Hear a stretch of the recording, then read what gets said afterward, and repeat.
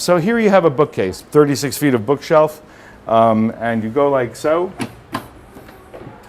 I think that it's utterly selfish in the amount of resources that an individual consumes in having 5 mattresses laid out in their home. And you see a bed, and the bed actually stays in place, and now you can bring the bed down. And again, everything works with your fingertips. The bed is dead. It's just that simple. It's time to use those bedrooms in a much more functional way.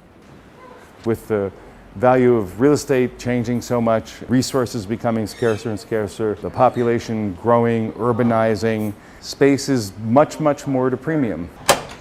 So again, you have 36 feet of bookshelf. It's a 6-foot cabinet with a queen bed. And then you have your desk right here. And then you have a desk. So you have 36 feet of bookshelf, a 5.5-foot desk, and a queen bed with a headboard, all in the space of 2 by 6 feet. It's just a better utilization of space. So here you have a 7-foot desk. Everything remains on the desk, and it's all hydraulically assisted, and your desk goes up and your bed comes down. Space saving is a misnomer. It's just a rethinking and reinventing the way space is thought of, because space needs to just be utilized better. Whatever's on the shelf stays on the shelf. And yes, it is a bed, but you don't realize it's a bed. You just put your finger in the shelf and you gently pull on the shelf, and down comes the bed. The sofa deconstructs itself, and there's your bed. And it's a complete queen-size bed. The bed base weighs almost 600 pounds, and you lift this with your fingertips.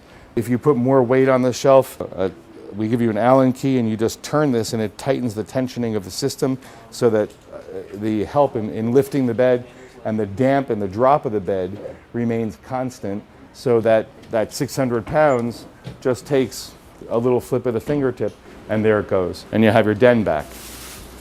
This is a system called the Poppy board. This is actually in the Museum of Science and Industry in Chicago in the House of the Future. You have a 7-foot desk.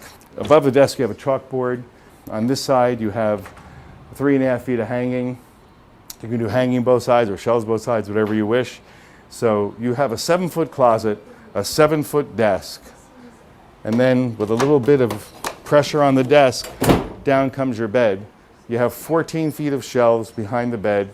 You have your bed, you have your folding headboard, as is typical.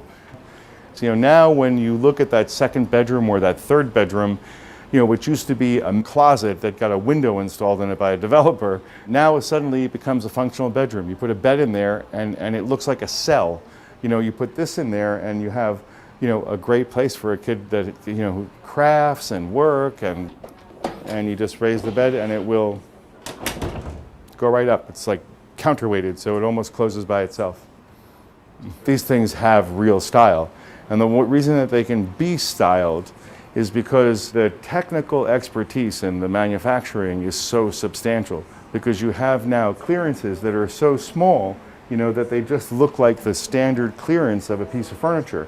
So if you're going to make a cabinet or a cabinet door, it doesn't have that much more reveal than just a regular cabinet door does. So you're not looking at gaping holes and giant clunky hardware and big pieces of overlaid molding trying to hide different things.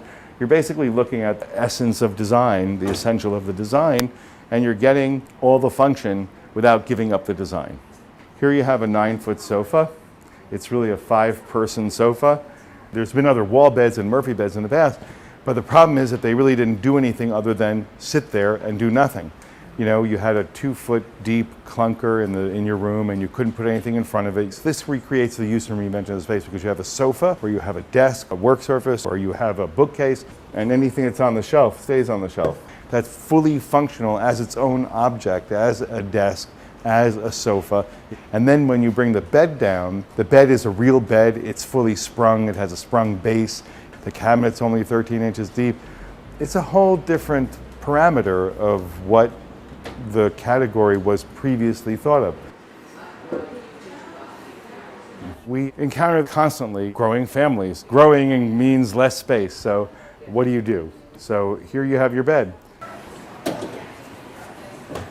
And then up here, again with your fingertips, you have another bunk bed. It has a full protective barrier. And this cabinet is 12 1/4 inches deep.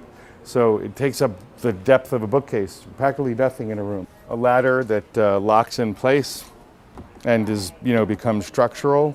And the interesting thing about this, one of the very interesting things about this bed, is when you remove the ladder and you wish to make the bed, all you have to do is release this lever and the mattress comes down to you, and you can make the bed standing on the floor. And you make the bed and you put it back up and it's locked back in place. Tuck and fold, and everything is piston operated, works with your fingertips.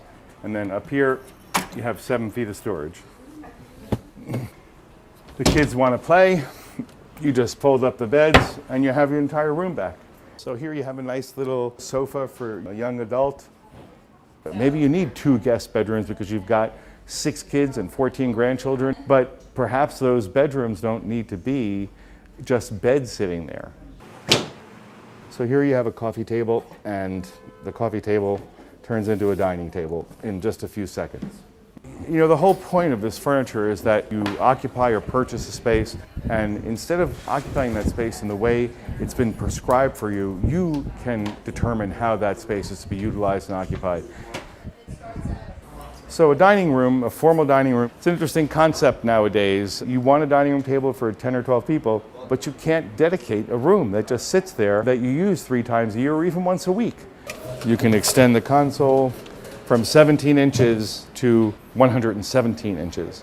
It has 5 leaves, and you can use whatever amount of leaf you want. The leg is adjustable, so depending upon the number of leaves, it's an aluminum bridge essentially, and it all just goes back together. Well, here's the table you can see with 4 leaves in it. This is 97 inches. You know, we leave it with 4, but you can put your 5th leaf in. 117 inches. Here you have another example of the bed is dead. You have a desk or a dining room table. With your fingertip, you go like so. This releases the bed and it automatically goes down, and the bed comes down over the table with your fingertips, and there you are. And it's a regular bed. There's no gap between the mattress and the headboard. There's no place for your pillow to fall into. When you're paying $100,000 for the room, $200,000, $300,000 for the room in a highly populated urban market, now you've captured another room. You have a 3rd room, and you've saved yourself $150,000, $200,000. And there's your table.